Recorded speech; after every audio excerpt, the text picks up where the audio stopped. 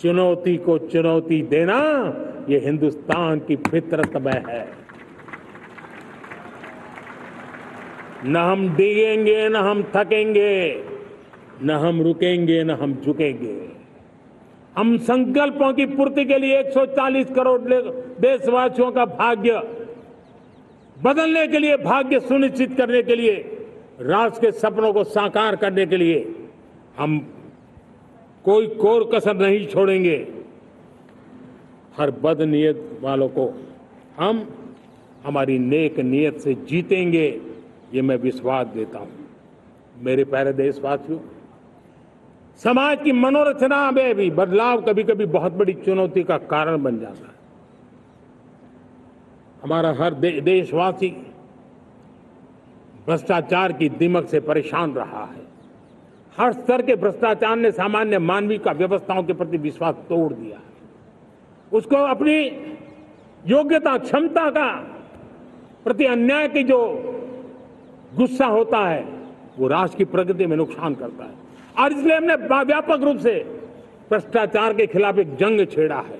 मैं जानता हूं इसकी कीमत मुझे चुकानी पड़ती है, मेरी प्रतिष्ठा को चुकानी पड़ती है, लेकिन राष्ट्र से बड़ी मेरी प्रतिष्ठा नहीं हो सकती है, राष्ट्र के सपनों से बड़ा मेरा सपना नहीं हो सकता। और इसलिए ईमानदारी के साथ भ्रष्टाचार के खिलाफ मेरी लड़ाई जारी रहेगी, तीव्र गति से जारी रहेगी और भ्रष्टाचारियों पर कार्रवाई जरूर होगी।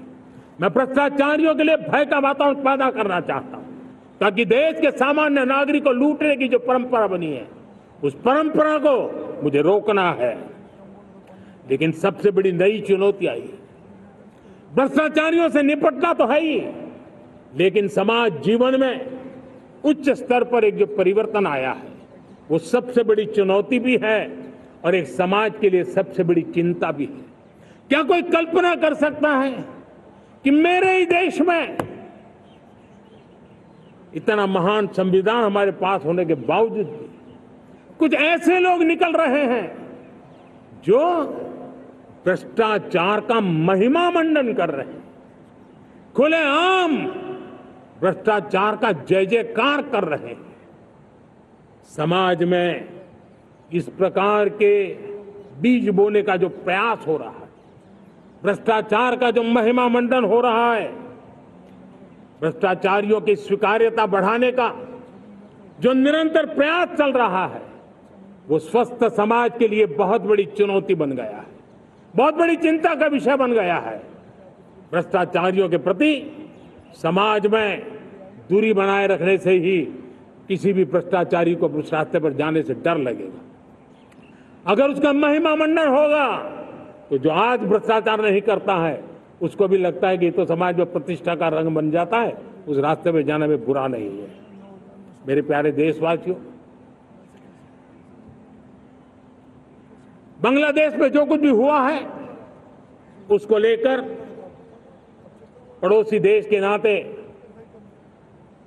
चिंता होना, मैं इसको समझ सकता हूं। मैं आशा करता हूं कि वहां पर हालात जल्द ही सामान्य होंगे। खास करके 140 करोड़ देशवासियों की चिंता कि वहां हिंदू, वहां के अल्पसंख्यक, उस समुदाय की सुरक्षा सुनिश्चित हो। भारत हमेशा चाहता है कि हमारे पड़ोसी देश सुख और शांति के मार्ग पर चले। शांति के प्रति हमारा कमिटमेंट है, हमारे संस्कार है। हम आने वाले दिनों में बांग्लादेश की विकास यात्रा में हमेशा हमारा शुभचिंतन ही रहेगा, क्योंकि हम मानव जाति की भलाई सोचने वाले लोग हैं। मेरे प्यारे देशवासियों, हमारे संविधान को 75 वर्ष हो रहे हैं। भारत के संविधान के 75 वर्ष की यात्रा देश को एक बनाना, देश को श्रेष्ठ बनाने में बहुत बड़ी भूमिका रही है। भारत के लोकतंत्र को मजबूती देने में हमारे देश के संविधान की बहुत बड़ी भूमिका रही। हमारे देश के दलित, पीड़ित, शोषित, वंचित को सुरक्षा देने का बहुत बड़ा काम हमारे संविधान ने किया है। अब जब संविधान के 75 वर्ष हम मनाने जा रहे हैं, तब हम देशवासियों ने संविधान में निर्दिष्ट कर्तव्य के भाव पर बल देना बहुत जरूरी है। और जब मैं कर्तव्य की बात करता हूं, तब मैं सिर्फ नागरिकों पर बोझ बनाना नहीं चाहता। कर्तव्य केंद्र सरकार के भी है, कर्तव्य केंद्र सरकार के हर मुलाजिम के भी है, कर्तव्य राज्य सरकारों के भी है, राज्य सरकार के हर मुलाजिम के हैं, कर्तव्य हर स्थानीय स्वराज संस्था के हैं, चाहे पंचायत हो, नगर पालिका हो, महानगर पालिका हो, तहसील हो, जिला हो, हर किसी के कर्तव्य है। लेकिन साथ साथ 140 करोड़ देशवासियों की कर्तव्य है। अगर हम सब मिल करके अपने कर्तव्यों का निर्वाह करेंगे तो हम अपने आप औरों के अधिकारों की रक्षा करने के लिए निमित्त बनेंगे। और जब कर्तव्य का पालन होता है, तब अधिकारों की रक्षा निहित होती है। उसके लिए कोई अलग से प्रयास करने की जरूरत नहीं पड़ जाती है। मैं चाहता हूं कि हमारे इस भाव को लेकर हम चलेंगे, हमारा लोकतंत्र भी मजबूत होगा, हमारा सामर्थ्य और बढ़ेगा और हम एक नई शक्ति के साथ आगे बढ़ेंगे। मेरे प्यारे देशवासियों, हमारे देश में सुप्रीम कोर्ट ने बार बार यूनिफॉर्म सिविल कोड को लेकर जो चर्चा की है, अनेक बार आदेश दिए हैं, क्योंकि देश का एक बहुत बड़ा वर्ग मानता है और उसमें सच्चाई भी है कि जिस सिविल कोड को हम लेकर के जी रहे हैं, वो सिविल कोड सचमुच में तो एक प्रकार का कम्युनल सिविल कोड है, भेदभाव करने वाला सिविल कोड है। ऐसे सिविल कोड से जब संविधान के 75 वर्ष मना रहे हैं और संविधान की भावना भी जो हमें कहती है करने के लिए, देश की सुप्रीम कोर्ट भी हमें कहती है करने के लिए, और तब जो संविधान निर्माताओं का सपना था, उस सपने को पूरा करना हम सबका दायित्व है। और मैं मानता हूं इस गंभीर विषय पर देश में चर्चा हो, व्यापक चर्चा हो, हर कोई अपने विचारों को लेकर के आए और उन कानूनों को, जो कानून धर्म के आधार पर देश को बांटते हैं, जो ऊंच नीच का कारण बन जाते हैं, ऐसे कानूनों को आधुनिक समाज में कोई स्थान नहीं हो सकता है। और इसलिए मैं तो कहूंगा, अब समय की मांग है कि देश में एक सेकुलर सिविल कोड हो। हमने कम्युनल सिविल कोड में 75 साल बिताए हैं, अब हमें सेक्युलर सिविल कोड की तरफ जाना होगा और तब जाकर के देश में धर्म के आधार पर जो भेदभाव हो रहे हैं, सामान्य नागरिक को जो दूरी महसूस होती है, उससे हमें मुक्ति मिलेगी।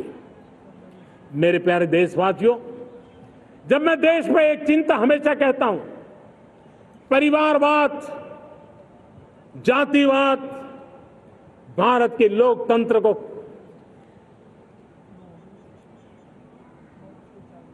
बहुत नुकसान कर रहा है। देश को, लोक राजनीति को हमें परिवारवाद और जातिवाद से मुक्ति दिलानी होगी। आज मैं देख रहा हूं मेरे सामने जो नौजवान है, उसमें लिखा हुआ है माय भारत, जिस संगठन का नाम है उसकी चर्चा लिखी है, यहां बहुत बढ़िया तरीके से लिखा हुआ है। माय भारत के अनेक मिशन है।